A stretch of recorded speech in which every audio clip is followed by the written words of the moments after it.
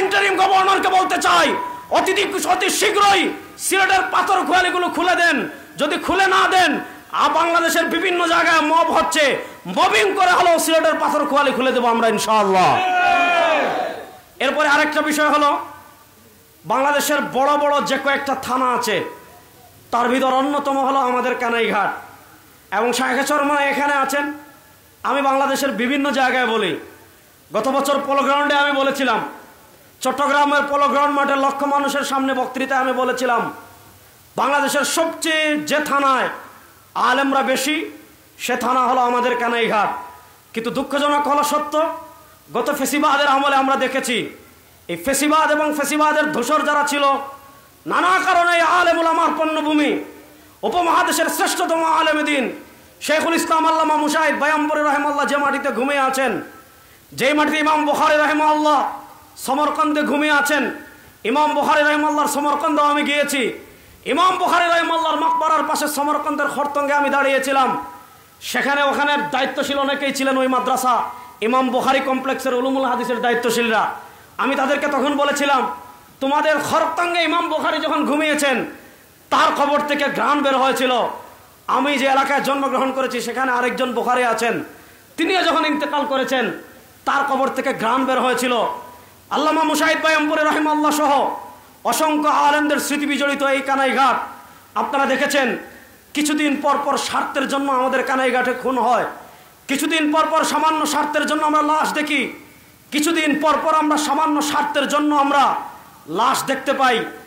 আমাদের কানাইঘাটে শুধু একটা থানা আছে, এখানে মুলাগুল পাহাড়ে পুলিশ ফাঁড়ি নেই, আমাদের গাছবাড়িতেও পুলিশ ফাঁড়ি নেই।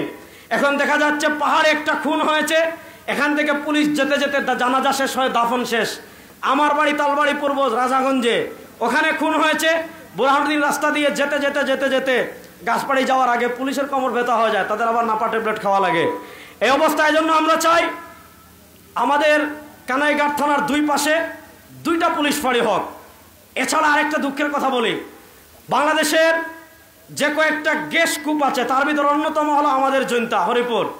এখান থেকে গ্যাস উঠে সারা বাংলাদেশ গ্যাস যায়, কিন্তু যেই জায়গা থেকে গ্যাস উঠে ওই জায়গায় গ্যাস নেই, আমাদের ঘরে ঘরে গ্যাস নেই। সুতরাং আমাদের খনিজ সম্পদ আমাদের জমিন থেকে উত্তোলন করবেন, আমাদের জমিনে আগে গ্যাস দিতে হবে, তারপর বাংলাদেশের অন্য জায়গায় নেবেন। শেষ কথা একটা কথা বলে আমি শেষ করছি। ইসলামী আন্দোলন বাংলাদেশ গণমানুষের রাজনীতি করে, ইসলামী আন্দোলন বাংলাদেশ মানচিত্র পাহারাদারের রাজনীতি করে। 2024-এর জুলাই আগস্টে গত 15 বছর থেকে আমাদের উপর যে ফেসিবাদ ছিল, গত 15 বছর থেকে যে ভারতের দালাল এই আওয়ামী লীগ কখনো বাংলাদেশের মাটির রাজনীতি করে নাই। এই বাংলাদেশ 1971 থেকে 1975 পর্যন্ত বাংলাদেশের ক্ষমতায় আওয়ামী লীগ ছিল। শেখ মুজিব বাকশাল প্রতিষ্ঠা করেছে, শেখ মুজিব বহুদলীয় গণতন্ত্রকে হত্যা করেছে, শেখ মুজিব ভারতের দালালি করে আপনারা দেখেছেন, মুসলমানদের রাজনীতি বন্ধ করে তারা ধর্মনিরপেক্ষতা আমাদের উপর চাপিয়ে দিয়েছিল। এরপরে আমরা নানা লোকদের শাসন দেখেছি, নানা তন্ত্র দেখেছি, নানা মন্ত্র দেখেছি, ধর্মনিরপেক্ষতা দেখেছি, জাতীয়তাবাদ দেখেছি, মুক্তিযুদ্ধের পক্ষের শাসন দেখেছি, সমাজতন্ত্র দেখেছি, গণতন্ত্র দেখেছি। স্পষ্ট পেগাম দিতে চাই, স্পষ্ট বার্তা দিতে চাই, আর কোন তন্ত্র মন্ত্র দেখতে চাই।